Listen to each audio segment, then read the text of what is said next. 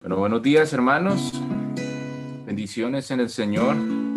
Queremos invitarlos a que demos inicio a este periodo de alabanza, a este dominical más, en donde podemos reunirnos por medio de las herramientas virtuales que el Señor nos ha dado para poder crecer en el Señor, para poder estar juntos, para poder estar fervientes ahí también. Queremos invitarlos a que oremos e iniciemos con un periodo de alabanza. Amén. Vamos a orar. Bueno, te damos gracias, Señor. Gracias por este día maravilloso, Padre. Gracias porque nos permites venir delante de ti, Señor. Nos regalas este día hermoso, Señor. Nos podemos levantar, despertar, Señor. Gracias por la vida, por la salud, Señor.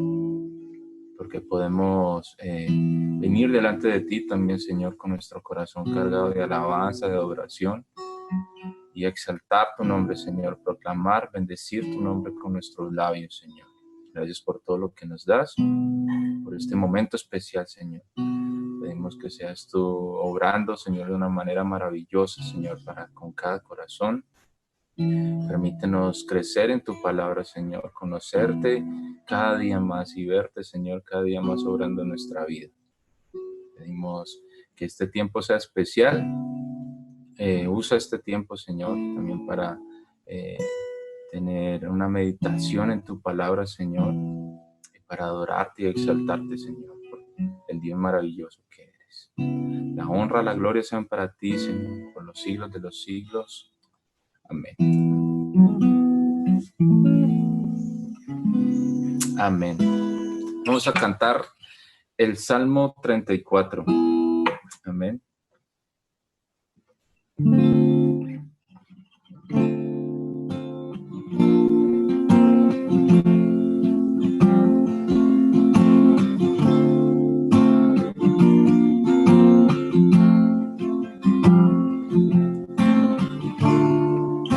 Bendeciré a Jehová,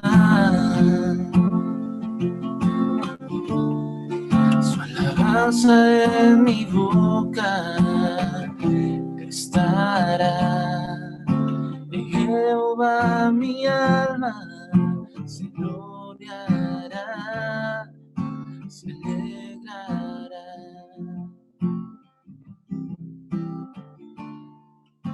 Busqué a Jehová,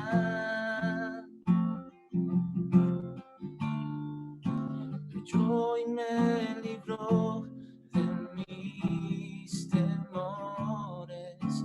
El ángel de Jehová alrededor está de los que le temen.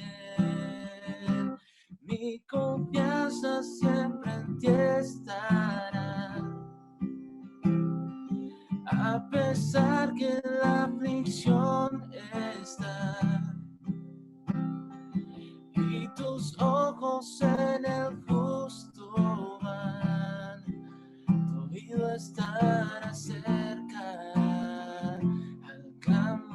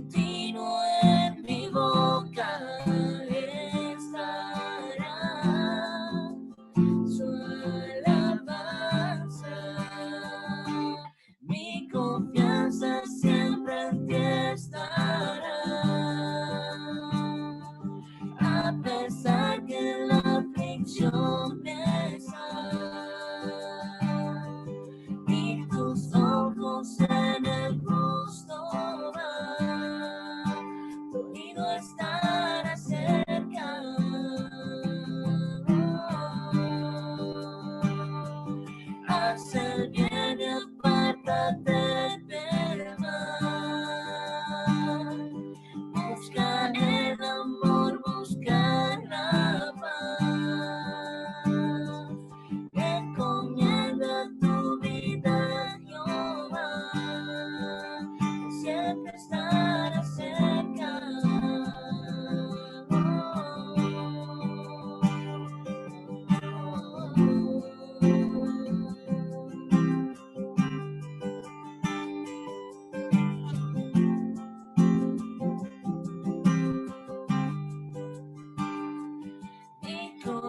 cosas siempre en ti estarán.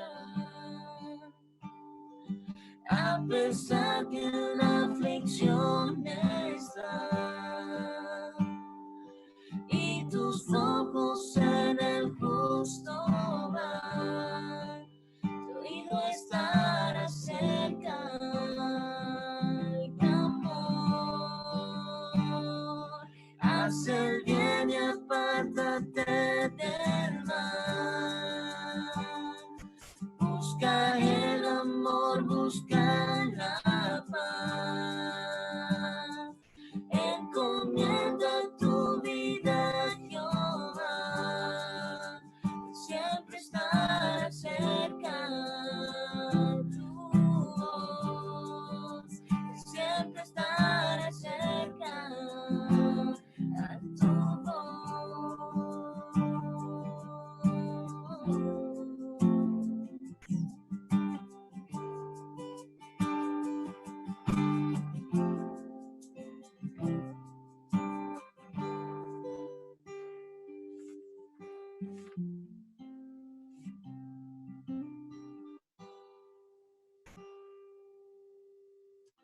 Amén. Siempre estará cerca a nuestra voz, y aún estando en tiempo, en momentos, ¿no?, de aflicción, podemos confiar en el Señor. Él es nuestra roca.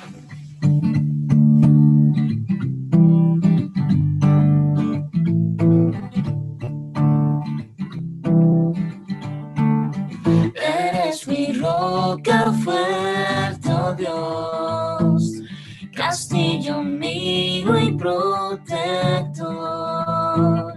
Eres mi fuerza y mi escudo, a ti te adoraré. Toda gloria y alabanza, eres mi roca fuerte, oh Dios, castillo mío y protector. Eres mi fuerza y mi escudo, a ti te adoraré. Toda gloria y alabanza te daré.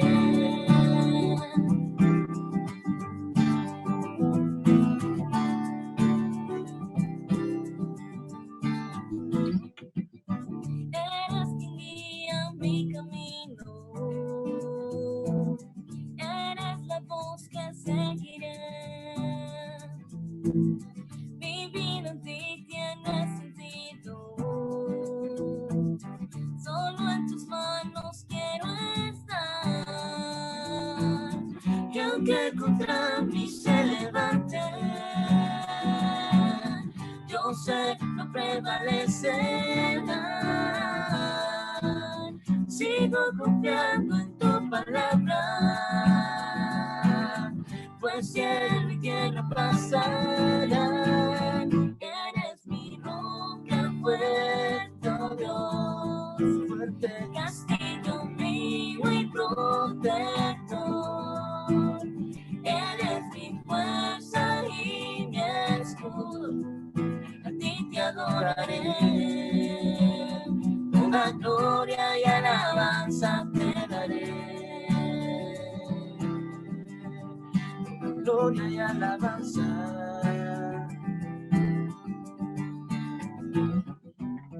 Eres quien guía mi camino.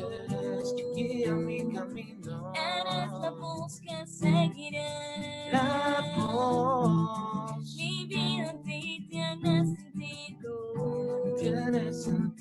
Solo en tus manos quiero estar. Y aunque contra mí se levante, yo sé que no prevalecerá. Sigo confiando en tu palabra. Pronto tú vas a regresar.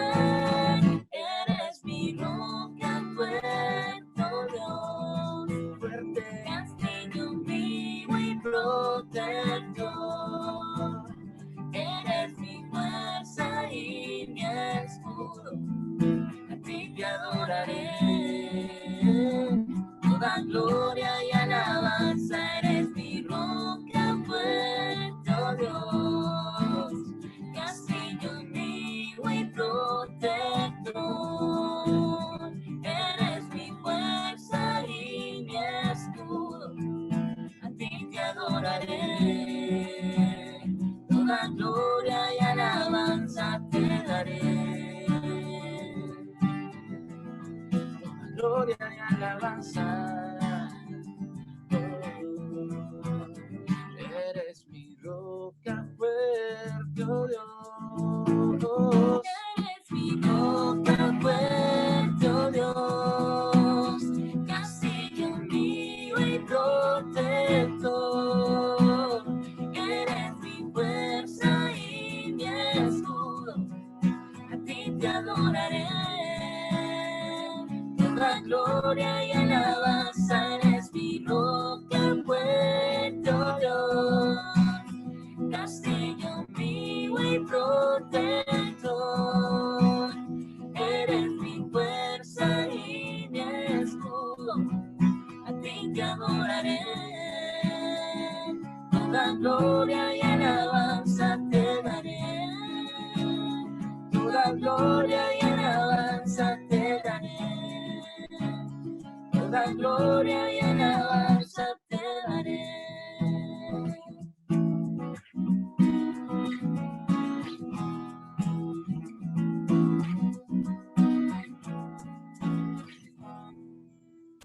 Amén. Toda gloria y alabanza sea para el Señor. Te alabamos, Señor, te exaltamos, porque tú eres nuestra roca, Señor, la roca fuerte de nuestra salvación, Señor, de nuestro castillo, el lugar, Señor, donde podemos hallar descanso, Señor, protección, aún en medio de la dificultad, en medio de la prueba, Señor. Gracias porque siempre estás allí a nuestro lado, Señor, tú eres fiel, aún en medio de nuestra infidelidad, Señor. Gracias por tu misericordia, por tu amor, por tu gracia, Señor, por ese amor tan grande que ha sido expresado en gran manera, Señor, en esa cruz, en ese sacrificio, una vez y para siempre, para justificarnos, Señor, por medio de tu sangre, por medio de tu obra, Señor, allí en la cruz. Gracias también porque te entregaste, Señor, hasta lo sumo por cada uno de nosotros, Señor, para darnos libertad, para darnos vida y dárnosla, Señor, en abundancia. Gracias por todas esas bendiciones, Señor, que aún sigues dando, Señor, en cada una de nuestras vidas. Gracias por todo lo que haces. Y gracias porque hoy, con todo nuestro corazón, con la certeza, Señor, que hay allí en nuestro corazón, podemos decir que cuando estamos en ti, Señor, estando en ti, estamos seguros y nada nos falta, Señor. No necesitamos nada más. Solamente te necesitamos a ti para estar completos, Señor.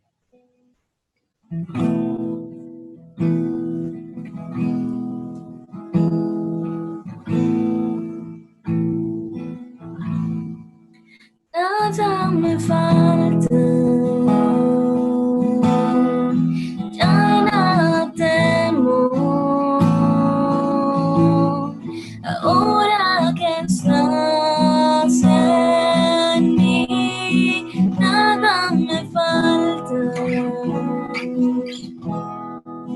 en ti espero,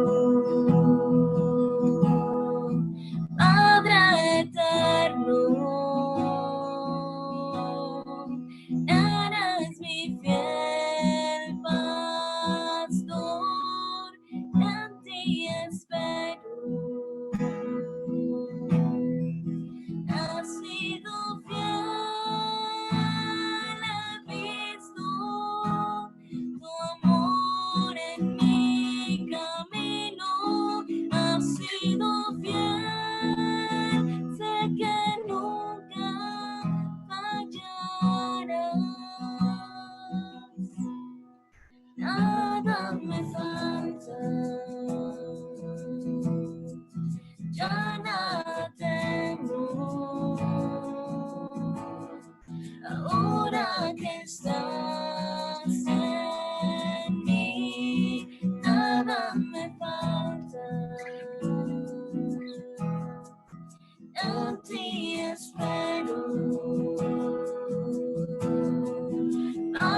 eterno.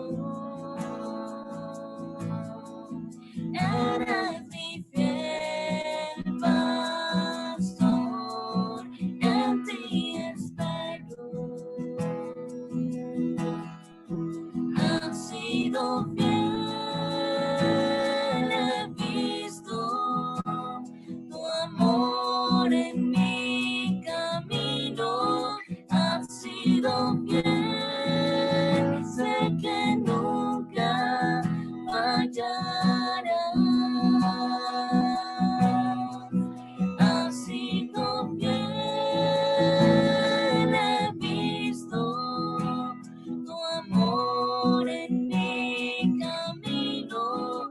Has sido fiel, sé que nunca fallarás. Nada me falta, ya nada temo. Ahora que estás en mí, nada me falta.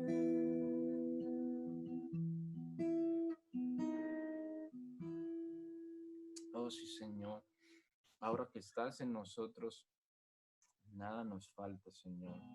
Y tú eres fiel en medio de cualquier circunstancia, Señor.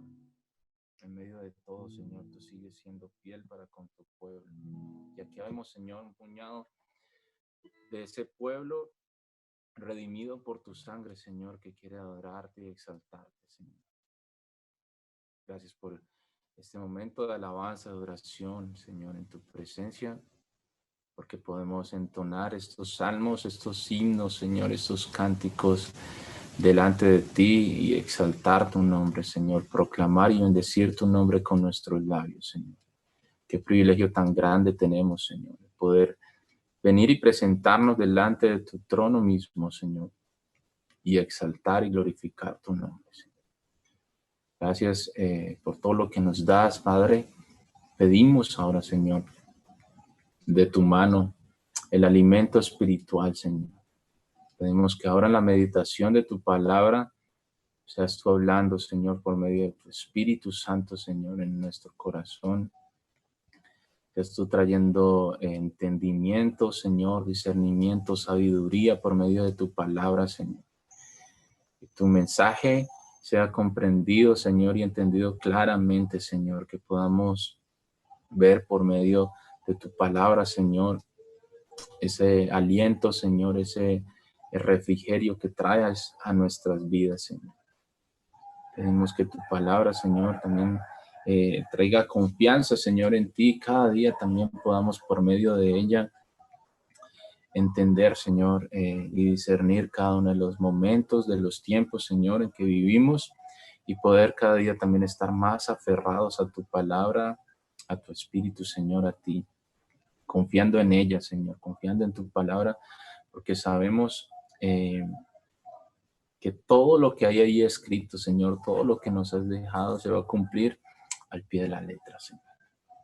La alabanza, la adoración sean para ti, Señor. Pedimos que seas tú dirigiéndonos y acompañándonos, Señor, en este estudio de tu palabra. En nombre de Cristo Jesús. Amén. Amén, mis hermanos. Bendiciones.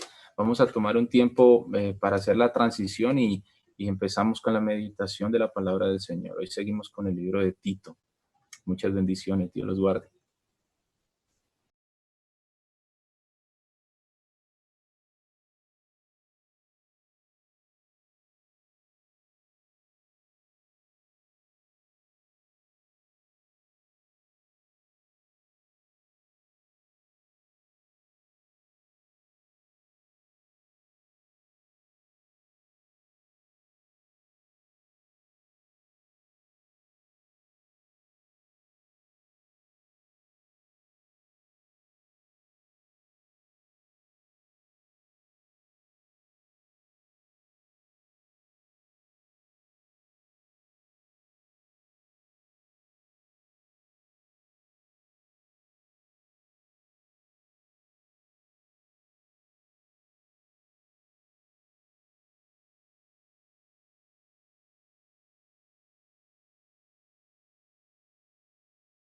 Todos, buenos días.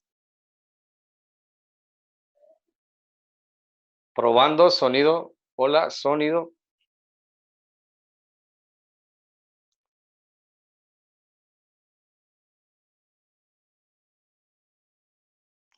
Hola a todos, buenos días. Buenos días, aquí estamos una vez más para continuar nuestro estudio de la palabra. Y el día de hoy vamos a estar avanzando en la carta de Pablo a Tito. Sí. Ok, listo, ya estamos bien de sonido. Y bueno, es un gusto siempre poder reunirnos, estudiar la palabra y bueno, cantar al Señor juntos. Espero que estén bien. Y el día de hoy tenemos un invitado muy especial y bueno, para mí siempre es un gusto poder compartir con él. Eh, es mi pastor, es nuestro pastor. Sí, Dios lo ha usado por muchos años ahí en Capilla Cali. Y bueno, ya el 2013 Dios lo envió para Guatemala y me llamó a mí para servir acá con ustedes. Así que, bueno, quiero presentarles al pastor Luis Sánchez y él va a estar compartiendo el día de hoy capítulo 3 de la carta de Tito y vamos a estar terminando esta serie de estudios con el gran privilegio de tenerlo a él en esta oportunidad. Así que Dios los bendiga. Y bueno, al final del estudio te espero para que podamos tomar la cena del Señor ahí en casa y nos despidamos en este día. Que Dios los bendiga, así que espero que disfruten este tiempo de estudio y vamos a abrir nuestras Biblias en Tito, capítulo número 3. Buenos días. Qué bendición poder conectarnos de esta manera. Créanme que fue una bendición muy grande para mí cuando el pastor Luis Carlos me pidió que compartiéramos juntos esta mañana el estudio de la palabra de Dios y sabe el Señor cuánto anhelamos y cuánto deseamos poder estar ahí con ustedes y de hecho puedo en este momento imaginarme incluso el lugar y aunque yo sé que en estos momentos no podríamos reunirnos, ¿verdad? En un solo lugar, pero créanme que puedo imaginarme el lugar y muchos de sus rostros, ¿verdad? Son ustedes familia para nosotros. Hay algunos de ustedes que tal vez no conozco personalmente, pero créanme que igual los consideramos nuestra familia, oramos constantemente por ustedes y es una bendición tan grande poder comunicarnos de esta manera, poder tener el tiempo para estudiar la Biblia juntos y solo animarles a que sigamos con los ojos puestos en el Señor en medio de toda esta situación tan extraña, ¿verdad? Es difícil, es extraño, pero miren lo interesante, el Señor usó esta situación para que pudiéramos conectarnos de esta manera y Dios es bueno para mostrar su gracia en medio de estas situaciones oscuras y raras y extrañas que el mundo está viviendo, ¿verdad? Son llamados de atención a que la iglesia esté atenta y despierta, ¿verdad? Para lo que viene adelante. Oren por su pastor Luis Carlos, por Verónica, su esposa, por su familia. Nosotros oramos constantemente por ellos también, los amamos. Oren por Jefferson, por Karen, por Juan Carlos, Lorena y su nueva bebé, por sus hijos, por sus familias. Bueno, por tantos otros, hay tantos en este momento que sus nombres, sus rostros vienen a mi mente y no saben cuánto soñamos con poder estar con ustedes algún día. Pero tenemos el privilegio de ir a la Biblia juntos. Y esta mañana vamos a terminar la carta de Pablo a Tito, ¿verdad? Es lo que nos corresponde. Y vamos a ir al capítulo 3, ¿verdad? Vamos a adentrarnos en el texto en esta mañana, pero necesitamos orar, ¿verdad? Tenemos que orar antes de estudiar la palabra. Oremos. Señor, te damos gracias, Dios, por el regalo tan grande de poder estudiar tu palabra de esta manera. Tal vez quisiéramos hacerla de otra forma. Realmente quisiéramos poder reunirnos y estar juntos y poder abrazarnos y poder estrecharnos la mano, de poder compartir la Biblia en el mismo lugar. Eso es lo que anhelaríamos y lo que quisiéramos, pero las circunstancias son estas y aún así estamos tan agradecidos contigo, Dios, porque podemos cada uno en nuestro lugar abrir tu palabra, tener ese libro precioso en nuestras manos y disponer nuestro corazón para que tú nos enseñes. Señor, usa este texto, Señor, para revelar tu verdad a nuestro corazón, ilumina nuestro corazón con tu sabiduría y danos la valentía para poner en práctica lo que aprendemos, Señor. Habla, redarguye, enseña.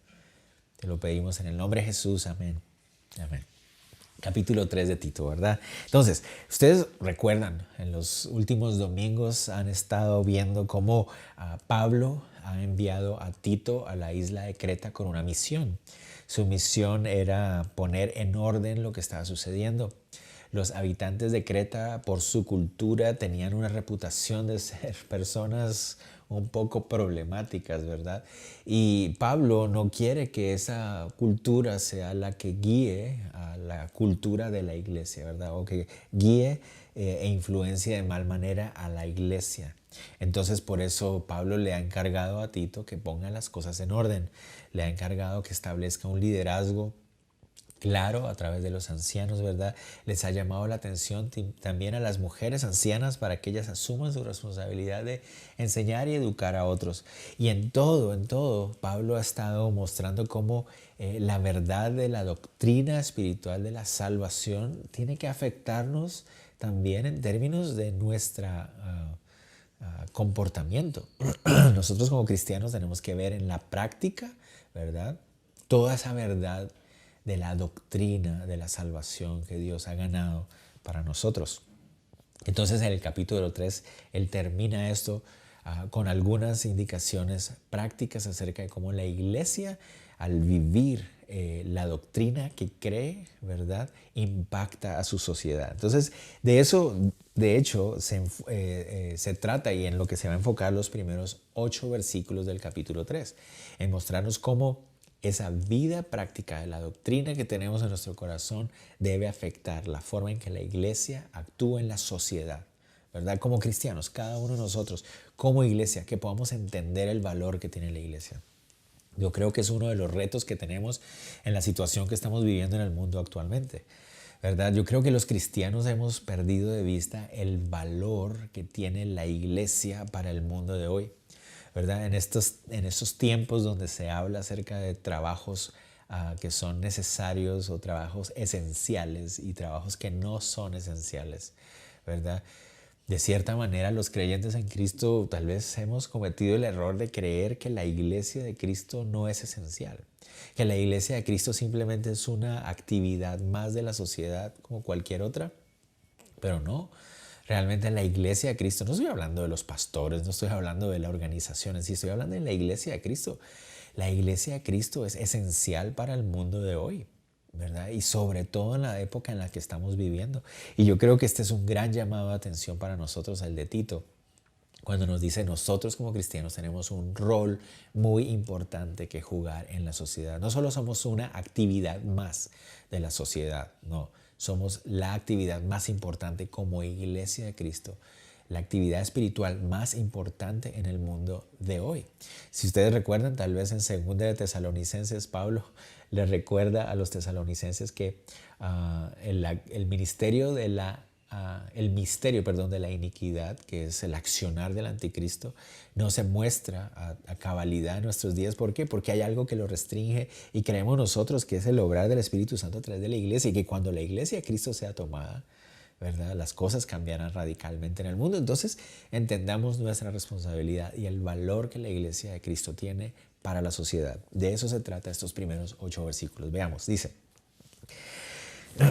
recuérdales que se sujeten a los gobernantes y autoridades, que obedezcan, que estén dispuestos a toda buena obra, que a nadie difamen, que no sean pendencieros, sino amables, mostrando toda mansedumbre para con todos los hombres. Entonces empieza Pablo diciéndole a Tito, recuérdales. Eso seguramente implica que ya se les había enseñado antes. Ellos tenían que, como cristianos, aprender a someterse a las autoridades de la comunidad, de la sociedad. Nosotros tenemos que entender como cristianos eso. Para muchos es difícil de aceptar esto. ¿Cómo nos vamos a someter a autoridades que no son de Dios? ¿Cómo nos vamos a someter a autoridades que no buscan agradar a Dios o que son corruptas, ¿verdad? Pero recuerden, Pablo escribe esto cuando, muy probablemente cuando Nerón ya era el emperador de Roma. Recuerden otra vez, perdón, la ciudad de Creta no tenía una muy buena reputación y sus gobernantes tampoco. Entonces, Pablo sabe todas esas cosas y aún así le está diciendo a los cristianos que deben aprender a sujetarse, a someterse a los gobernantes, ¿verdad? Pero no es por quiénes son esos gobernantes o por el carácter de ellos. Algunos de nosotros podemos estar decepcionados, tristes de nuestros gobernantes. Eso puede ser, puede pasar, ¿verdad? Pero no nos sometemos a ellos por quienes son ellos individualmente, sino por el ejercicio de la autoridad. Reconocemos que el concepto de autoridad procede de la máxima autoridad que es Dios mismo. Entonces el ejercicio de la autoridad nos recuerda el carácter de Dios constantemente, ¿verdad? De hecho, como cristianos tenemos que reconocer que por malas que sean nuestras autoridades, es mucho mejor vivir en un país que tiene autoridades que en un país donde el caos y la anarquía es lo que reina. Es mucho mejor, aún cuando son corruptas las autoridades, imagínense. Porque el ejercicio de autoridad nos recuerda el carácter de Dios. Recuerden, Dios es un Dios de autoridad, es un Dios de orden. Y el ejercicio de la autoridad nos recuerda constantemente. Entonces nos sometemos a la autoridad, no porque me caiga bien o no me caiga bien el presidente, el alcalde, el gobernador o quien sea que sea, sino porque entiendo que a través de ese ejercicio de autoridad se representa la autoridad máxima de mi vida, que es el Señor Jesús, ¿verdad?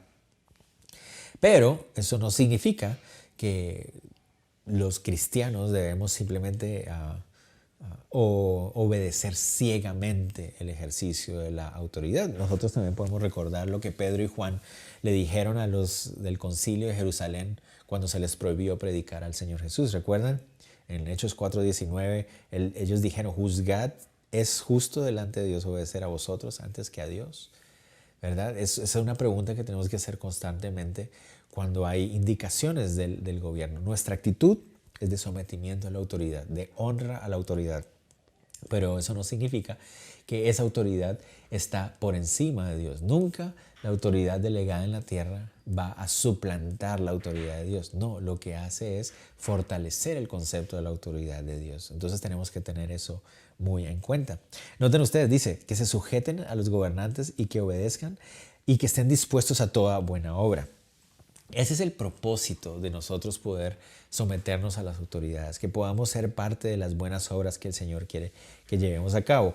La palabra, esa frase, buenas obras, no sé si ustedes la han notado, en toda la carta ha aparecido en varias ocasiones, buenas obras. La palabra buena se refiere a la idea en el original de cosas que son bondadosas y que son buenas en términos de moralidad. ¿A qué se refiere? Es decir, obras o acciones que reflejan el carácter de Dios. No se refiere a obras de caridad u obras de beneficencia. Se refiere más bien a que la forma de actuar, es decir, nuestras acciones reflejen el carácter de Dios, ¿verdad? Eso es a lo que se refiere. Entonces, si los creyentes entendiéramos que estar preparados y dispuestos para ser buenos ciudadanos es una buena forma de reflejar el carácter de nuestro Dios en la sociedad. Por eso les decía que debemos entender que somos una actividad esencial, la más esencial como cristianos. Cuando nosotros somos buenos ciudadanos, ¿verdad? Cuando nos sometemos a nuestras autoridades, ¿verdad? Cuando no somos personas que estamos levantando rebeldía en la comunidad, sino un respeto y un sometimiento a la autoridad. Estamos nosotros mostrando la disposición para hacer lo correcto, para que nuestras obras estén de acuerdo a lo que Dios refleja y la gente pueda ver eso también. Pueda ver el carácter de Dios a través de la vida de los creyentes. Nuestra disposición a respetar las autoridades no es una muestra de aceptación del mundo, como algunos quieren decir, sino es una forma de ser luz en el mundo. Si lo entendiéramos de esa manera sería muy diferente, ¿verdad? No somos simplemente una muestra de aceptación del mundo, no. Lo que somos es una forma de ser luz en el mundo cuando nos sometemos a nuestras autoridades. Entonces sigamos. Verso 2. Dice que a nadie difamen y que no sean pendencieros, sino amables, mostrando toda mansedumbre para con los hombres. Entonces, miren, muy interesante. La sociedad cretense, como ustedes recuerdan, ¿verdad? Era una sociedad un poco problemática, muy difícil. Pero Pablo quiere decirles, eso debe ser diferente en Cristo, ¿verdad? nunca podemos tomar la excusa de que nuestra sociedad o nuestra cultura es de cierta manera para que la iglesia también sea de cierta manera. No. Nosotros tenemos que ser diferentes, ¿verdad? Entonces Tito debía recordarle a los hermanos que no difamaran a nadie. La palabra difamar ahí se refiere a la idea de blasfemar. La idea de blasfemar entonces es la idea de hablar mal de otras personas con la idea de dañar su imagen o dañar su reputación. Por lo general, esta palabra en la Biblia, blasfemar o difamar, se usa para referirse a hablar mal de Dios, o también se usa para referirse a la idea de hablar mal de una autoridad superior. Entonces, esto va de la mano con lo que acabamos de ver antes, ¿verdad? Como cristianos, como creyentes, no deberíamos vernos nosotros en la situación de estar hablando mal de las autoridades de manera que causamos daño a su imagen o a su reputación. Con esto no estoy diciendo que debemos estar de acuerdo con lo que las gobernantes hacen. No, yo no estoy diciendo eso. Pero sí debemos tener mucho cuidado que como cristianos no estemos hablando y difamando de nuestras autoridades, incluso aunque se lo merezcan, ¿verdad? No es lo correcto, no es lo que nosotros debemos hacer, ¿verdad? De ninguna manera. Y ahí quiero llamarle la atención porque a veces uno puede ver en las redes sociales como algunas personas, siendo cristianas, usan las redes sociales para estar hablando mal de sus gobernantes o para estar hablando mal acerca de cierto político. No, cuando deberíamos usar las redes sociales es para exaltar el nombre del Señor, para animar a los hermanos, para llamar a convicción. Para eso deberíamos usarlas mejor, ¿verdad? No como cristianos caer en esa trampa de estar difamando. Pero el texto dice ahí, no difamen a nadie. Se puede aplicar no solamente para la idea de las autoridades, sino en general no deberíamos estar cayendo en esa trampa de estar hablando mal de alguna otra persona para causar daño a su imagen y a su reputación, incluso aunque desde nuestro punto de vista pareciera merecerlo. Él continúa hablando dentro de ese contexto de la sociedad, ¿verdad? Que los creyentes no solamente no debemos difamar, no solamente tenemos que someternos a nuestras autoridades, sino que tampoco debemos ser pendencieros. Y la palabra pendenciero significa la idea de alguien que es hostil o peleonero, ¿verdad? Entonces Pablo le está diciendo, Tito, recuérdales, el Hijo de Dios que respeta el ejercicio de la autoridad, busca la armonía y no se inclina hacia la contienda y a la pelea, ¿verdad? Y uno conoce personas que, como decíamos, compran peleas, ¿verdad? Están dispuestos siempre para pelear y los cristianos no deberíamos ser así. Los cristianos deberíamos ser conocidos por ser pacificadores, nos dice la Biblia. El texto ahí dice amables, en lugar de ser pendencieros o peleoneros o que estemos buscando la pelea, la disputa, la discusión, el conflicto constante. Deberíamos ser todo lo contrario, amables. Amabilidad, ahí se refiere a la idea de tener una actitud de bondad y consideración para con los demás. Eso es lo que debería representarnos a nosotros, un constante interés por el beneficio del otro, con la consideración por el otro, actos de bondad hacia los demás. Y dice con toda mansedumbre, ¿verdad? Toda mansedumbre para con todos. La palabra mansedumbre se refiere a la idea de humildad y nobleza, ¿verdad? Y tenemos que recordar que nuestro Señor Jesús nos dijo, aprended de mí porque soy manso y humilde de corazón, ¿verdad? Eso es lo que el Señor nos dice, que ese yugo es más fácil, nos dice en Mateo 11. Debemos aprender de Él, que Él es manso. Entonces, cuando nosotros mostramos amabilidad y mansedumbre, estamos reflejándolo a Él, reflejando su carácter también. Aquí eso me hace pensar, ¿verdad? Que le hacemos la situación un poco más fácil a los gobernantes también cuando nosotros nos llevamos en armonía y amabilidad entre nosotros. Yo me pongo a pensar a veces en los padres de familia, ¿verdad?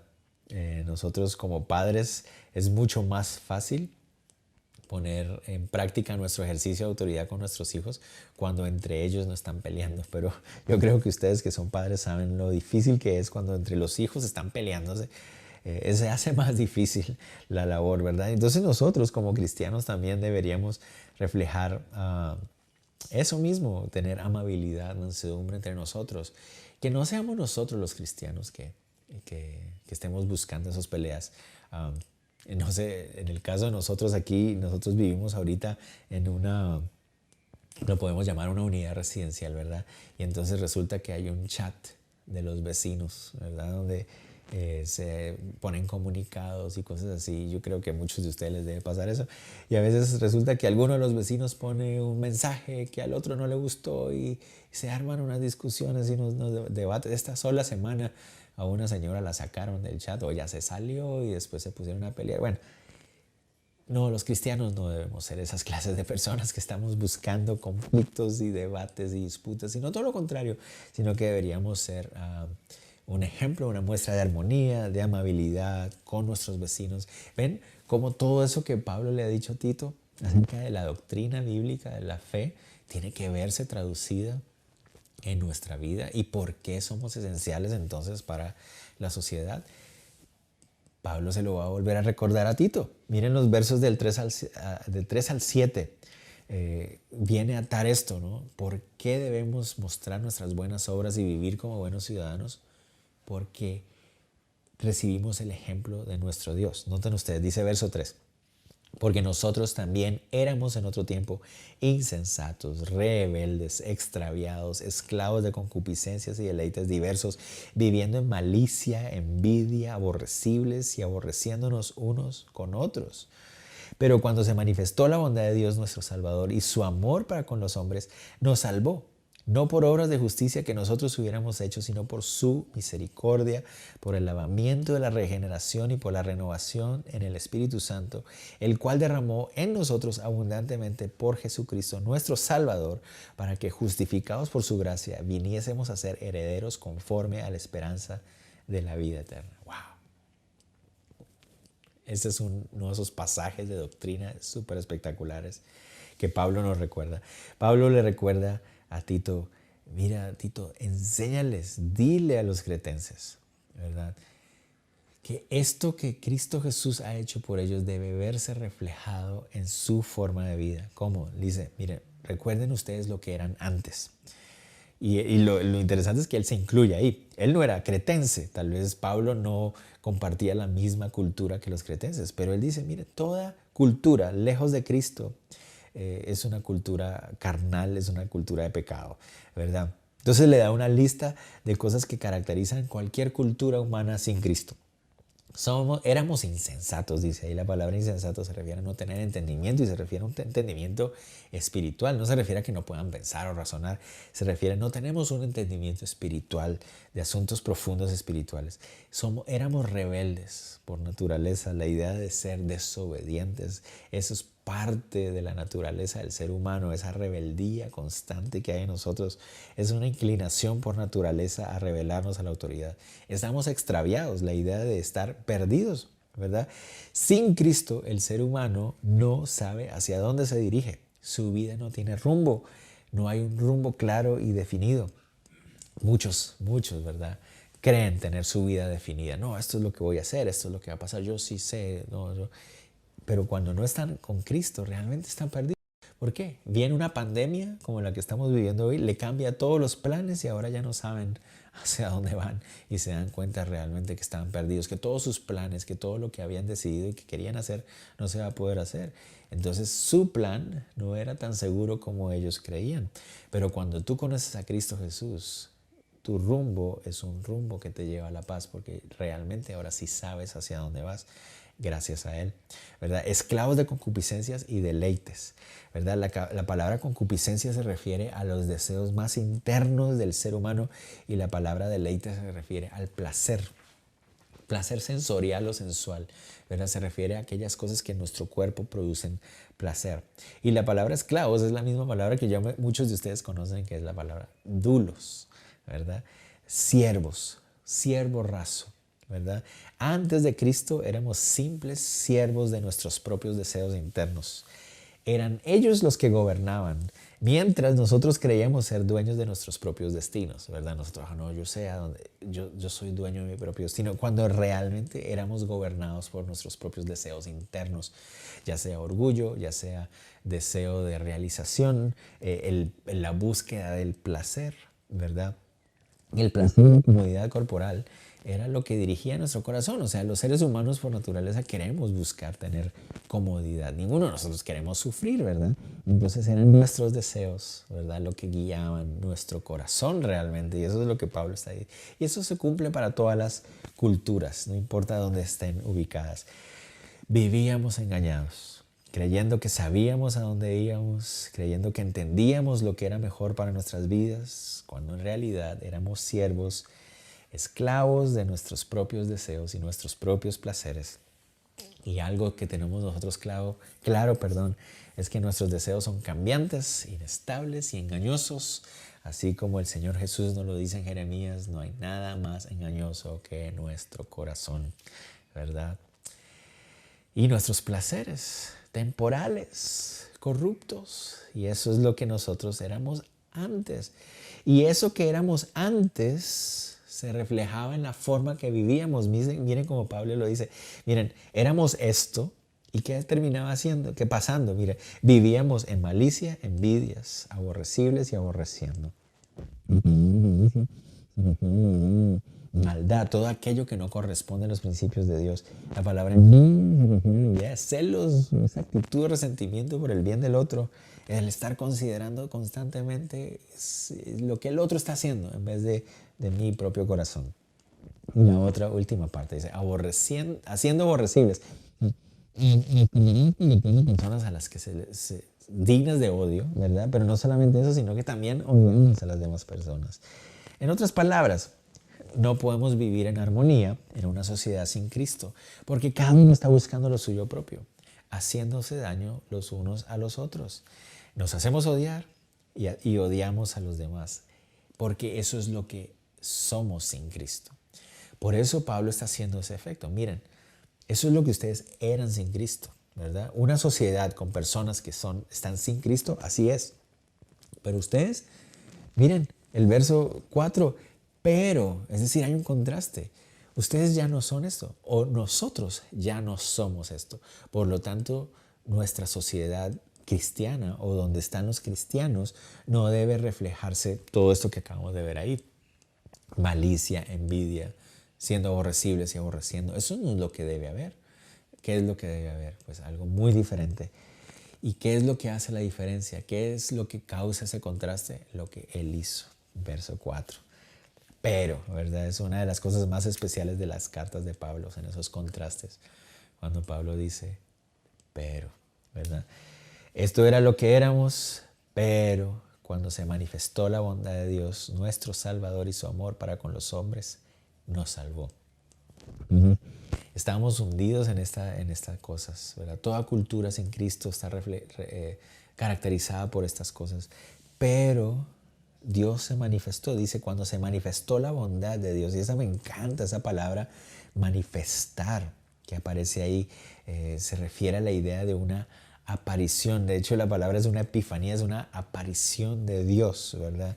Es un momento en que la luz se puede ver, esta manifestación de la bondad de Dios. Entonces se está refiriendo a un evento, un momento en el que Dios dejó ver su manifestación de bondad. ¿A qué se está refiriendo? Claramente se está refiriendo a la obra de Cristo, ¿verdad? Cuando Él manifestó su bondad y su amor en la vida de Cristo Jesús. Cuando Cristo irrumpió en la historia de la humanidad, ahí se vio la bondad de Dios para con los hombres, ¿verdad? Y aquí hay una palabra muy interesante. Además de bondad, que se refiere a la idea de actuar con benevolencia, viendo el bien del otro por encima del mío, ¿verdad? Que eso es lo que Dios hizo, manifestó ese interés por el bien nuestro, aunque no lo merecíamos, ¿verdad? Viene la palabra amor a los hombres, ¿verdad? Noten ustedes, dice en el verso 4 final, su amor para con los hombres. Y esa frase que nosotros tenemos ahí, amor para con los hombres, es una sola palabra en el griego. Y no es la que uno se imaginaría, porque cada vez que hablamos de amor en la Biblia, refiriéndonos al amor de Dios, aparece la palabra ágape, pero aquí no es la palabra ágape. La palabra que aparece ahí para toda esa frase es la palabra filantropía, que muchos de ustedes tal vez la habrán escuchado. Es la idea de amor por los hombres o amor por la humanidad. Esa palabra la usamos en nuestra época para aquellos que hacen labores sociales para ayudar a los necesitados. Filantropía, ¿verdad? Amor o interés por la humanidad. Pero aquí nos está diciendo que Dios, ¿verdad? Cuando nosotros éramos todo lo que éramos, ¿verdad? Cuando no nos merecíamos nada de esas cosas, ¿verdad? ¿Y por qué? Y por esa razón actuábamos como actuábamos y la sociedad es como es, ¿verdad? Cuando estamos sin Cristo. En ese momento Dios expresó su interés por nosotros y expresó su amor por la humanidad, ¿no? Él es el mayor ejemplo de lo que es vivir en armonía, ¿verdad? Y en misericordia y bondad con los demás. Aunque Él no tenía que hacerlo, ¿verdad? Él es Dios, ¿verdad? Santo y perfecto, nosotros humanos, imperfectos y pecadores, pero aún así Él expresó su benevolencia para con nosotros, expresó su amor y su interés para con nosotros, lavándonos y limpiándonos y perdonándonos y salvándonos, ¿verdad? Entonces ese es el ejemplo que el Señor quiere, o Pablo quiere que nosotros veamos, y por eso es que nosotros debemos ser diferentes, porque ese amor que Él nos dio tiene que traer un efecto en nuestras vidas. No solamente es entenderlo, no solamente es aceptarlo, no solamente es agradecerlo y adorarlo por eso, ¿no? Eso que entendemos tiene que causar un efecto en nosotros, ¿verdad? Por eso es que nosotros hoy podemos amar, porque Él nos amó primero, es lo que nos dice la Biblia. Nosotros podemos ser buenos ciudadanos, amar y tener bondad y mansedumbre para con los demás, pero porque entendemos que eso fue lo que Él hizo con nosotros también. Entonces, esa verdad doctrinal tan grande acerca de la salvación de Él, que nosotros no merecíamos, tiene que verse reflejada también en la forma en que nosotros amamos o nos relacionamos con los demás. Eso es lo que Pablo quiere que Tito le recuerde a los cretenses. Mire, él dice, nos salvó, no por obras de justicia que nosotros hubiéramos hecho, sino por su misericordia, por el lavamiento, la regeneración y por la renovación del Espíritu Santo. Y lo deja claro, no era algo que nosotros merecíamos, no es algo que nosotros pudiéramos haber ganado. Para cualquier religión y sobre todo para los judíos, ¿verdad? Porque saben ustedes que por ahí hay judaizantes en todo este asunto involucrados. Para cualquier religión y para cualquier judío, el poder ganar salvación, el poder ser merecedor de salvación, se debe a actos de justicia que tú logras llevar a cabo, ¿verdad? Pero para el cristianismo no hay nada que tú puedas hacer. Él lo hizo todo. Él nos justificó, pero no por obras de justicia que nosotros pudiéramos haber hecho, sino por su pura misericordia, ¿verdad? Para los judíos, sobre todo, la idea de poder ser salvo era tener que ser parte del pueblo de Israel, ¿verdad? Y para ser parte de Israel, uno de los últimos pasos que debían hacerse era bautizarse, ¿verdad? Bautizarse queriendo decir, me limpio de todo lo que era antes y ahora soy una nueva persona. Eso es lo que los judíos entendían por el nuevo nacimiento. Era la forma en que entendían el nuevo nacimiento, era sumergirse completamente como un símbolo de volver a nacer. Y cuando uno quería ser parte de la nación de Israel tenía que bautizarse. Pero miren lo que Pablo le está diciendo. Es por el lavamiento, la regeneración y la renovación del Espíritu Santo. O sea, no tiene nada que ver con un bautismo físico que tú puedas hacer. Sí, los cristianos nos bautizamos en agua, pero no porque eso es lo que nos va a regenerar. No, lo hacemos como un símbolo de obediencia y de honra a nuestro Señor, ¿verdad? Pero entendemos que la regeneración ya se llevó a cabo antes por la obra del Espíritu Santo.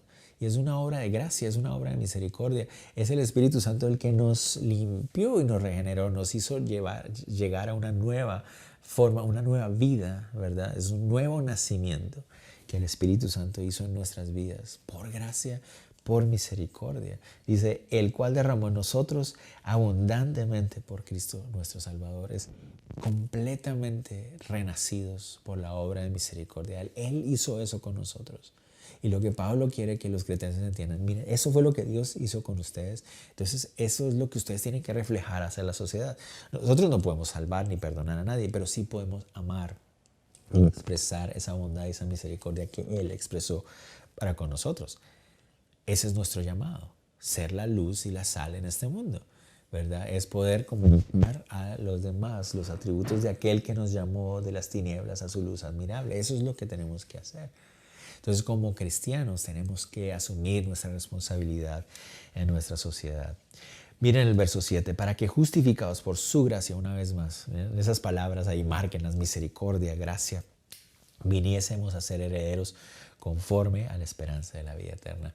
Ahora tenemos una esperanza, ahora tenemos una identidad y tenemos una herencia que Dios nos ha dado, todo por gracia y misericordia.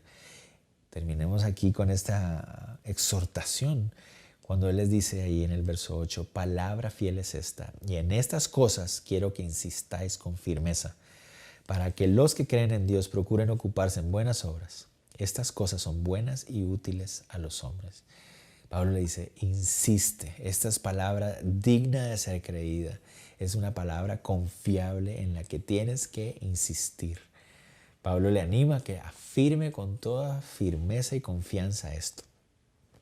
Sigue enseñándole a los cretenses, deben aprender y entender ese mensaje.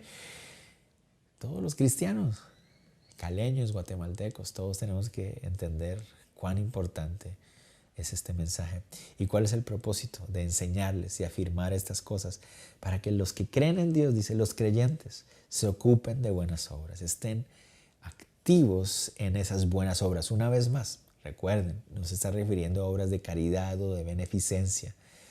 Claro, como cristianos estamos dispuestos a ayudar al necesitado, es parte de lo que tenemos que hacer, pero aquí no se refiere a eso, no se limita nada más a la idea de ayudar al que necesita. Aquí se refiere a la idea de que nuestra vida, activamente, nuestra forma de vivir sean buenas, que sean agradables a Dios, que se puedan ser usadas por Dios, ¿verdad? Por eso Él dice, esta forma de vivir, esta forma de expresar el amor con nuestros vecinos, viviendo en armonía, ¿verdad? Sometiéndonos a nuestras autoridades, son buenas y útiles. Aquí la palabra bueno es diferente a la palabra buena que vimos unas letras atrás, ¿verdad? Unas palabras atrás. Aquí se refiere a la palabra bueno por naturaleza. El actuar y vivir de esa manera es algo bueno por naturaleza, ¿verdad? Y útil. La palabra útil se refiere a aquello que trae un beneficio. Dios obró con bondad y amor para con nosotros, sin nosotros merecerlo.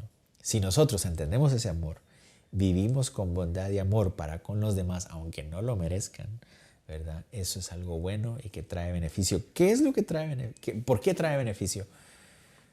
Porque entonces somos luz y sal en la tierra, ¿verdad? Cuando vivimos de esa manera, manifestamos el amor que Dios tuvo para con nosotros. No creo que se nos pueda ocurrir algo en lo que podríamos ser más útiles para nuestra sociedad.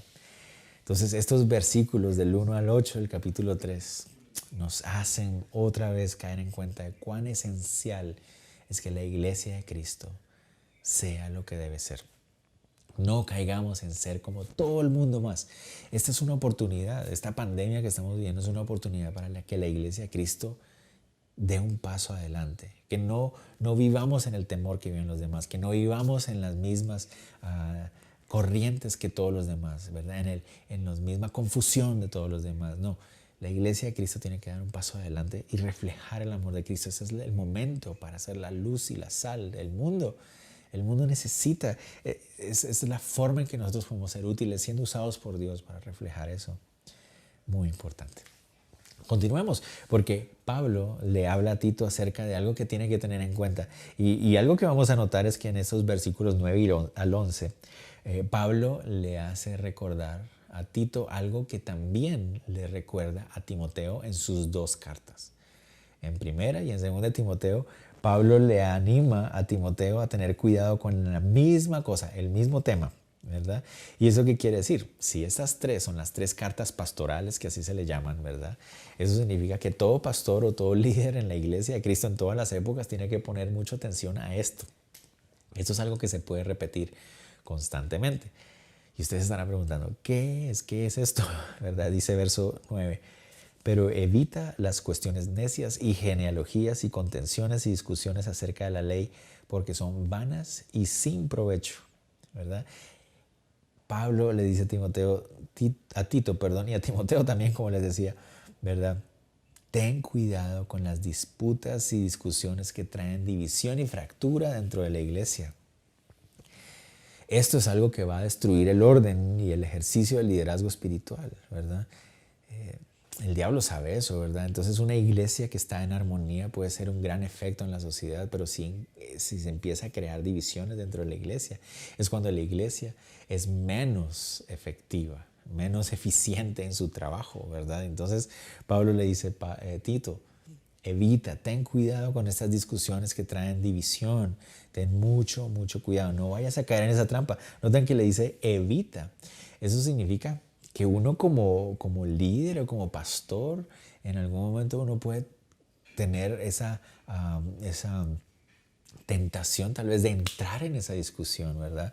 Es mejor mantenerse alejado. Pablo le dice, evita, mantente alejado de esta clase de cosas. Es una realidad, ¿verdad? Que uno pueda sentirse con la trampa cerca de caer en esas disputas, esas discusiones. Cuando hay personas que en la iglesia empiezan a generar esta clase de debates y a veces uno como líder o como pastor uno quiere como entrar a decir, bueno, no, aclaremos las cosas, se puede generar en algún momento una discusión que puede traer división. Hay que tener cuidado con esto. Esto no quiere decir que como pastores y líderes tenemos que ser claros en dar indicaciones o a veces parar discusiones. A veces hay que involucrarse, intervenir y parar. Pero a lo que se refiere Pablo aquí es a no involucrarse en mantener esos debates y esas discusiones que pueden traer división.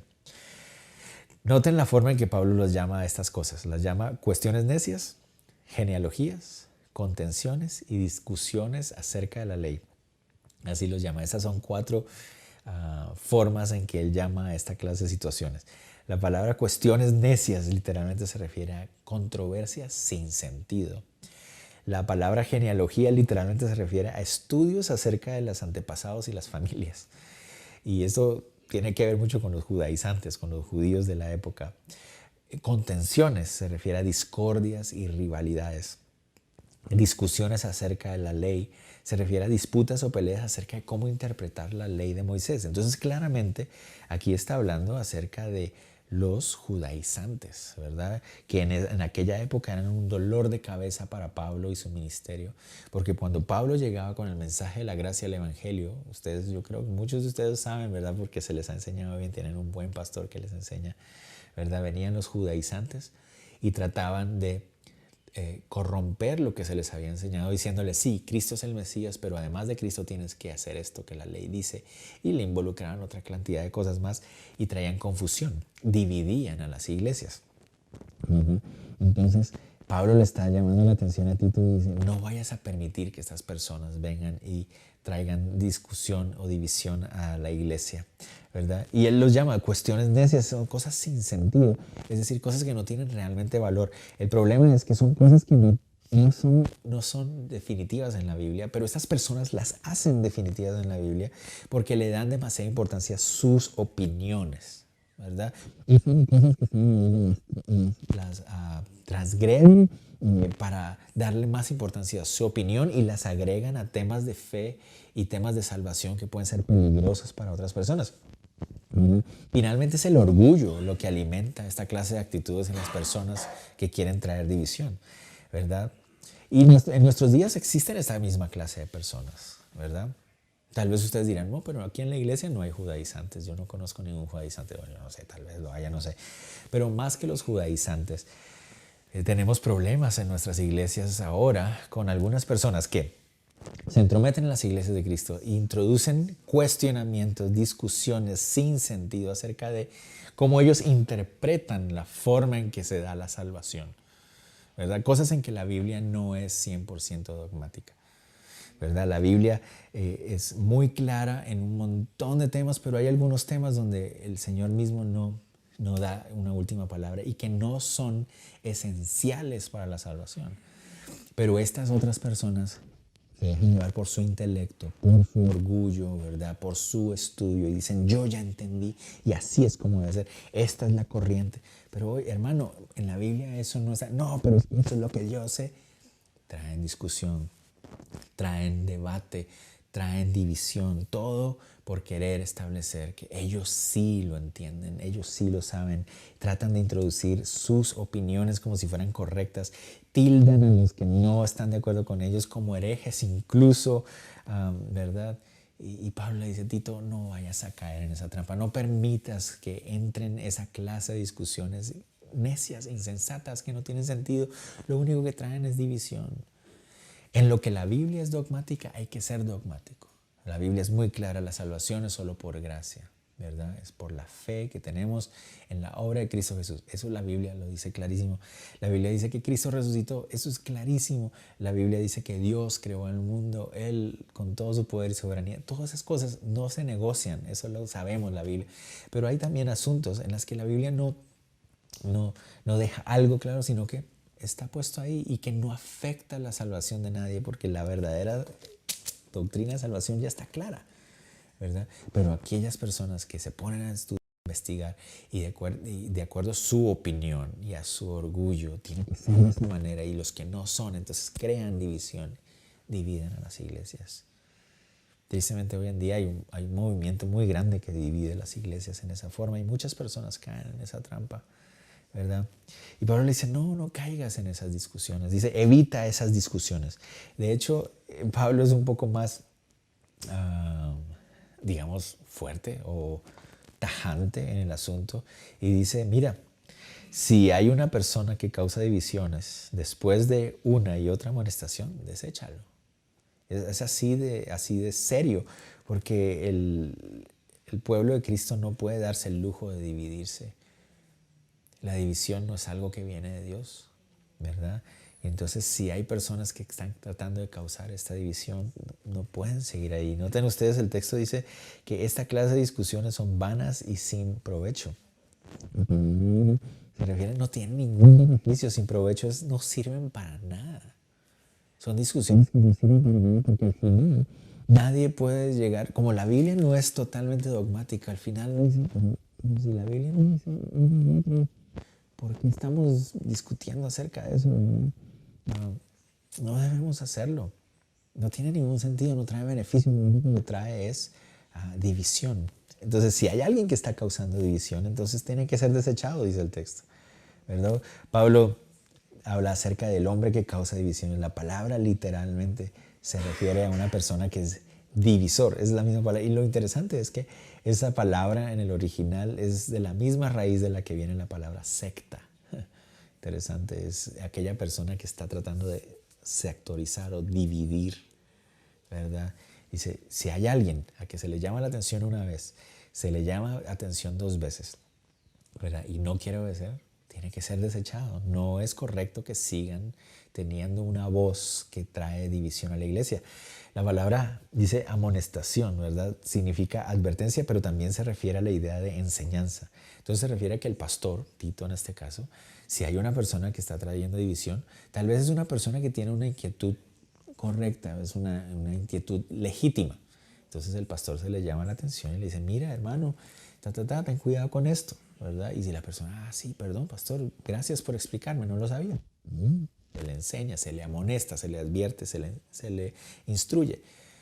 Pero si después de haber hablado con esa persona, después de haberse enseñado, mira, no vamos a caer en esa discusión, esos debates que traen división, sigue y continúa y quiere establecer su opinión y por su orgullo, ¿verdad?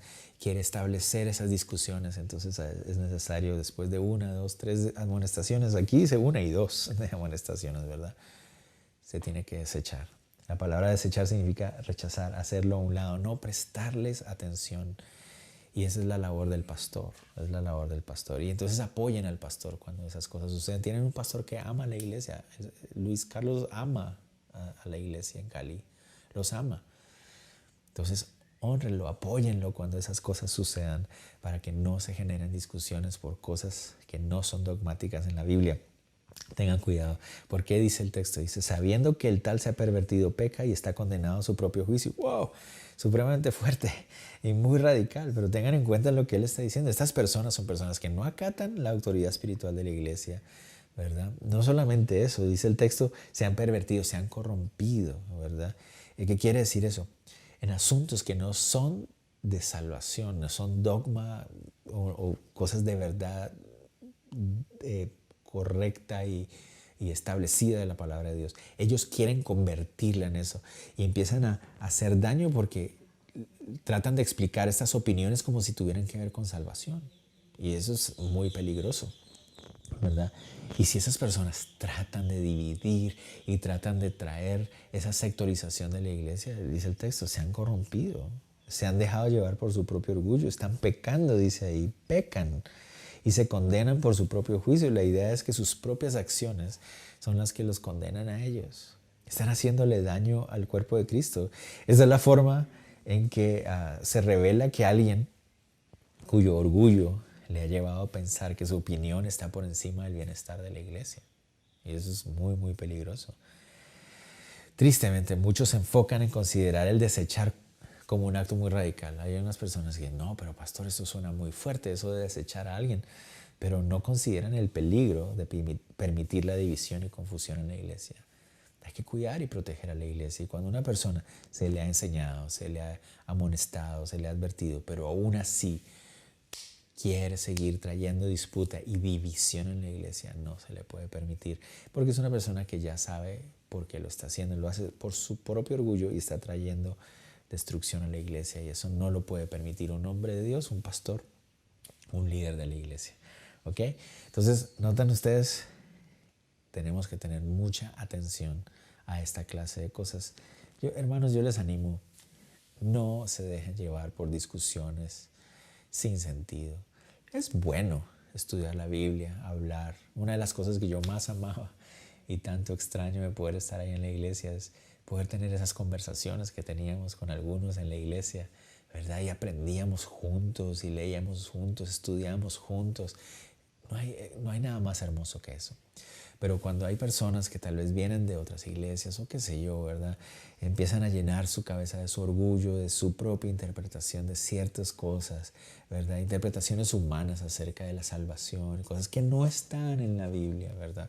Y tratan de generar una discusión. Eviten eso. No caigan en esa trampa. Ayuden a su pastor. Amen, oren por él. Pero no permitamos que esas cosas sucedan porque hacen que la iglesia pierda la eficiencia que debe tener en la sociedad de la que ya hablamos antes, ¿verdad? Y termina el texto, termina la carta, ¿verdad? Siempre es difícil terminar una carta o un libro, ¿verdad? Uno siente como que se está alejando de los personajes y todo. Y eso que no tuve que enseñarla toda completa. Pero leamos versículos 12 hasta el 15. Dice, cuando envié a ti, a Artemas o a Tíquico, apresúrate a venir a mí en Nicópolis, porque ahí he determinado pasar el invierno. A Zenas, intérprete de la ley, y a Apolos, encamínales con solicitud, de modo que nada les falte. Y aprendan también los nuestros a ocuparse en las buenas obras, para los casos de necesidad, para que no sean sin fruto. Todos los que están conmigo te saludan. Saluda a los que nos aman en la fe. La gracia sea con todos vosotros. Amén. Pablo termina entonces con unas indicaciones bastante prácticas, son unos saludos muy típicos de Pablo cuando termina sus cartas y que nos hablan acerca de lo personal y lo cercano que eran las personas a las que les escribía, ¿verdad? Entonces Pablo habla acerca de dos personas que él tiene la intención de enviar a Creta. Los llama Artemas y Tíquico.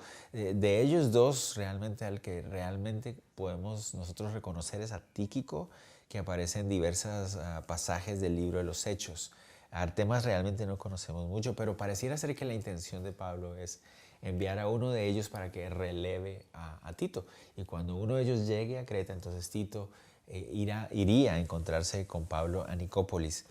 Nicópolis sabemos que es un puerto en el Mediterráneo y no sabemos hacia qué lugar se dirigía Pablo después de eso, pero le interesa mucho que Tito esté ahí con él. Lo más probable es que haya sido Tíquico el que haya sido enviado por algunos pasajes que hay en el Nuevo Testamento. La verdad es que no lo sabemos. Ellos quieren pasar, Pablo quiere pasar su invierno en Nicópolis porque no era muy seguro viajar en el Mediterráneo y aún el día de hoy no es muy seguro viajar en el Mediterráneo en los tiempos de invierno por las tormentas y los fuertes vientos. Pero notamos ahí que Pablo quiere que otra persona asuma el liderazgo de la iglesia cuando Tito ya no esté. Y eso nos muestra otra vez el deseo, el interés de Pablo de que la iglesia esté bien, de que siempre haya orden. Y el hecho de que haya un ejercicio de liderazgo en la iglesia, eso siempre va a traer orden. De hecho, recuerden que ese es uno de los primeros temas que vimos en esta carta. Después les habla acerca de Zenas y Apolos, y es muy interesante esta pareja de hombres que aparecen ahí, porque Apolos para nosotros es muy conocido. Nosotros lo vimos en el libro de los Hechos. Apolos sabemos que es un predicador muy capacitado, talentoso. Dios le había provisto de unas capacidades muy especiales para comunicar, para enseñar, ¿verdad? Pero también vimos que fue necesaria la ayuda de Aquila y Priscila para pulir espiritualmente el conocimiento que Apolos tenía, pero por varias referencias que tenemos en el Nuevo Testamento acerca de Apolos, sabemos que fue un instrumento muy grande del Señor en la iglesia primitiva, en la iglesia de los Hechos y muchas otras iglesias, ¿verdad? Pero aquí aparece en compañía de un hombre llamado Zenas. Y es interesante porque Zenas y Apolos son dos nombres griegos, ¿verdad? Pero ellos dos aparentemente son judíos. Y lo más probable es que los dos sean de la misma zona. En el libro de los Hechos sabemos que Apolos venía del norte de África, de lo que hoy nosotros llamamos Egipto. Y en esa zona había una comunidad judía muy grande, ¿verdad? Y ellos estudiaban las escrituras, ¿verdad? Y por estar en medio de la cultura griega, ellos estaban mucho más abiertos a poder escuchar del Evangelio, ¿verdad? Porque no estaban tan arraigados en las tradiciones de Jerusalén, ¿verdad? Entonces Dios tocó la vida de estas personas. Zenas es un intérprete de la ley, podría ser considerado como un escriba, ¿verdad? Era un hombre que se dedicaba a interpretar la ley de Moisés, pero imagínense, ahora era creyente en Cristo Jesús. Entonces se imaginan esta combinación de personajes y de dones y de talentos. Apolos, un hombre predicador, talentosísimo, buenísimo para comunicar la verdad del Evangelio, y al mismo tiempo Zenas, un hombre estudioso, muy preparado, y los dos juntos trabajando en el ministerio debía ser una bomba. Y eso es una de las cosas lindas también que vemos en el Evangelio, ¿verdad? Cómo Dios une a personas de diferentes dones, talentos, capacidades, entrenamientos para servir al Señor y dar fruto para Él. Y Pablo le dice a Tito, cuando lleguen ellos ahí a Creta, encamínales con solicitud. Y eso, la palabra encaminar se refiere a la idea de proveer lo necesario para una persona continuar su camino o para emprender un viaje. Y Apolos y Zenas eran personas que viajaban de ciudad en ciudad llevando la enseñanza, ¿verdad? Instruyendo a los creyentes, y lo más correcto, dice Pablo, para Tito era que cuando llegaran ahí, él los bendijera, dándoles todo lo que necesitaban para continuar, hospedándolos en la casa, dándoles la comida que necesitaban. Y esa es una de las bendiciones más grandes también que podemos tener como cristianos. Hay unos que el Señor los envía a ir a otras partes, hay otros a los que el Señor los llama para bendecir a los que envía o para recibir a los que envía, y cada uno, así como Pablo y Zenas se complementaban en su ministerio, nosotros también podemos complementarnos de esa manera, bendecirnos los unos a los otros. Y eso es algo muy especial, ¿verdad? Poder tener el corazón y las puertas abiertas para bendecir a aquellos que vienen a servir al Señor y a servir a su iglesia también, ¿verdad? Continuamos, verso 14. Y aprendan también los nuestros a ocuparse de buenas obras. Aquí el énfasis pareciera ser que Tito no está solo en términos del equipo de trabajo de Pablo. Tito seguramente había viajado con algunas personas que venían de parte de Pablo y estaban juntos trabajando en Creta, y Pablo le quiere hacer ver a Tito que los hombres que sirven en el ministerio tenían que ser los primeros en dar ejemplo, ocupándose en buenas obras. ¿Se acuerdan? Las buenas obras, uno de los temas principales de la carta. Pablo le dice, ustedes, los del equipo, tienen que ser los primeros en dar ejemplo. Dice, para los casos de necesidad, estar obrando, disponiéndose para servir los unos a los otros, de manera que no fueran a encontrar casos de necesidad dentro de la iglesia, y que esas personas que estaban ahí no estaban solo paseando, no estaban ahí solo por gusto, ¿verdad? Sino que ellos tenían una responsabilidad que cumplir. Algunos podrían decir, no, pero yo no soy el que enseña, eso es Tito, ¿verdad? Bueno, Tito enseña, pero tú tienes otras responsabilidades, es un trabajo en equipo, y de eso se trata toda esta última parte de la carta, ¿verdad? Y para terminar, tal vez la parte más emocional, ¿verdad? Y de parte de Pablo, y también en el caso mío, al poder mandarles este mensaje allá en Cali, Pablo dice, todos los que están conmigo te saludan, y hay ese amor que había entre Tito y Pablo y el equipo de trabajo, ¿verdad? Pablo dice, aquí la gente que está conmigo te manda saludos, Y lo mismo podemos decir nosotros hoy también. Como familia les enviamos saludos, los amamos, ¿verdad? Y queremos que sepan que oramos por ustedes, que están constantemente en nuestras mentes, en nuestras oraciones. Anhelamos el día en que el Señor nos permita ir. Y pues si nos vamos al cielo antes juntos, ¿verdad? Mucho mejor, pero les enviamos saludos, los amamos en Cali.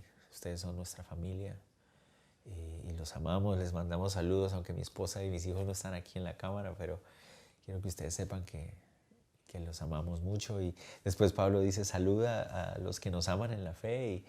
Y yo quiero también enviarles un saludo a todos ustedes que sabemos que nos aman, que nos hacen sentir amados constantemente con sus mensajes, ¿verdad?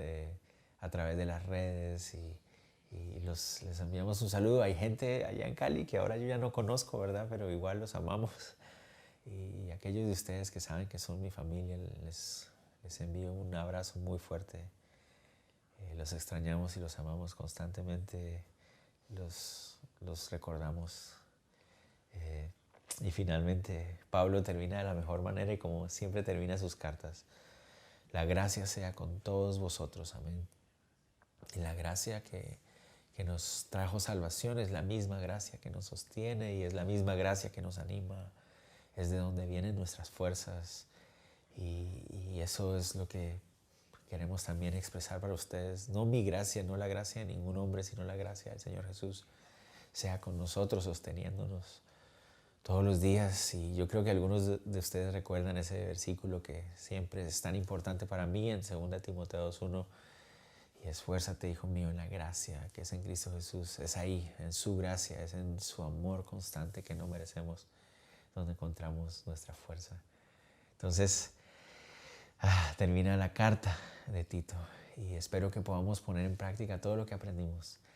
El orden que debe haber en la iglesia, el respeto por las autoridades espirituales, la necesidad de los ancianos en la iglesia, la responsabilidad de las mujeres enseñando a otras mujeres, la responsabilidad de servirnos los unos a los otros para vivir de una manera en que podamos reflejar el evangelio que hemos recibido y eso traerá beneficio para la sociedad en la que vivimos, ¿verdad? No debe ser la cultura del mundo la que nos afecta a nosotros, sino nosotros impactar a la cultura del mundo y de eso se trata.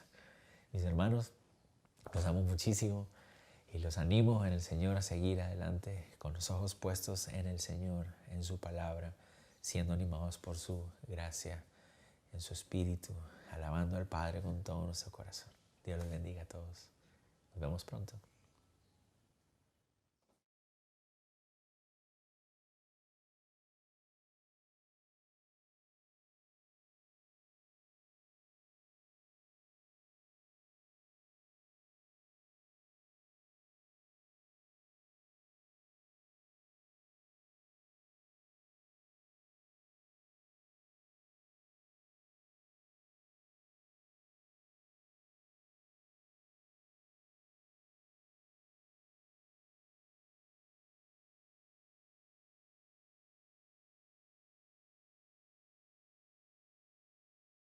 Buenos días.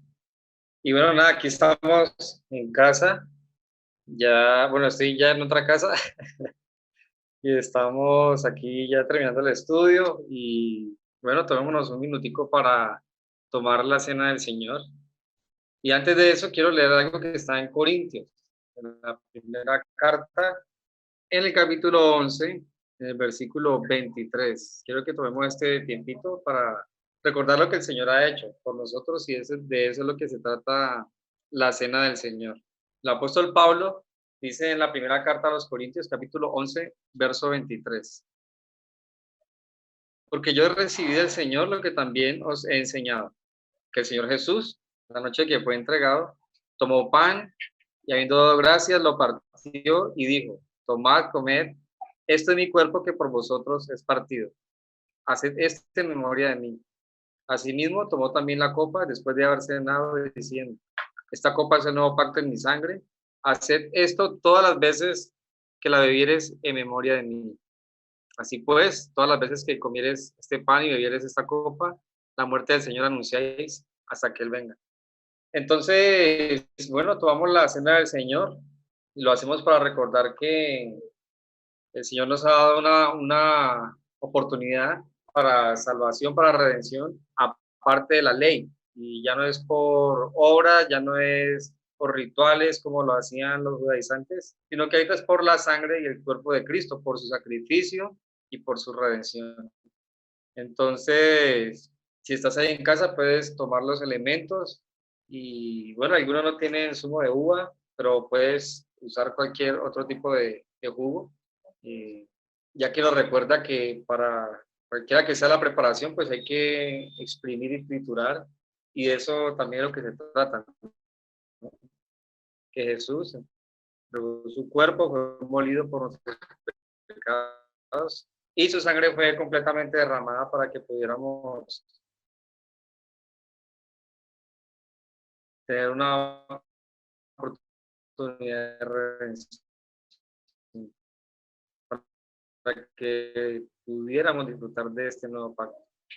Entonces, si estás ahí en casa con los elementos, tenlos a la mano, y quiero terminar con algo que Pablo dice ahí en Corintios, y es: y de la sangre del Señor, por tanto, pruébese cada uno a sí mismo, y coma así del pan y beba de la copa.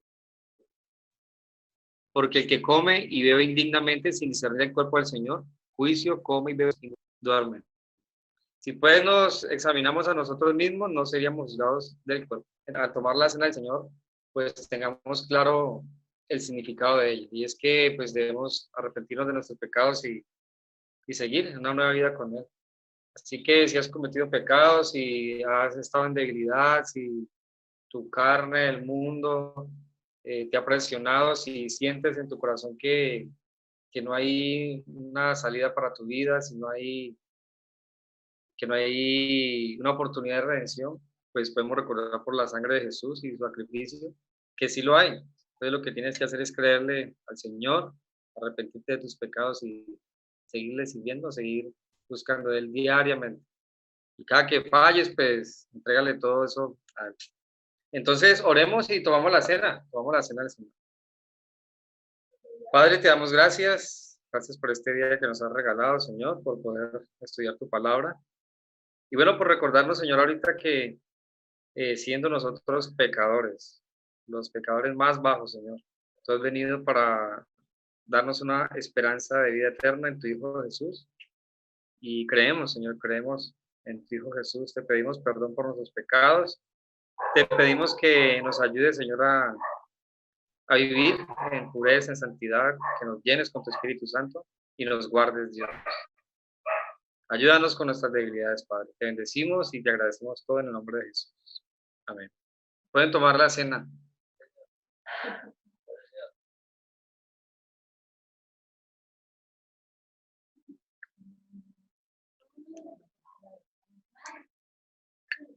Que Dios los bendiga y nada, que pasen un buen día, una buena semana. Oramos por las necesidades de todos. Y bueno, les invitamos para que dentro de 8 días, si Dios permite, iniciemos juntos el estudio de la carta de Pablo a los Filipenses en una nueva serie llamada Gozo en medio de la tribulación. Así que Dios los bendiga y nos vemos esta semana.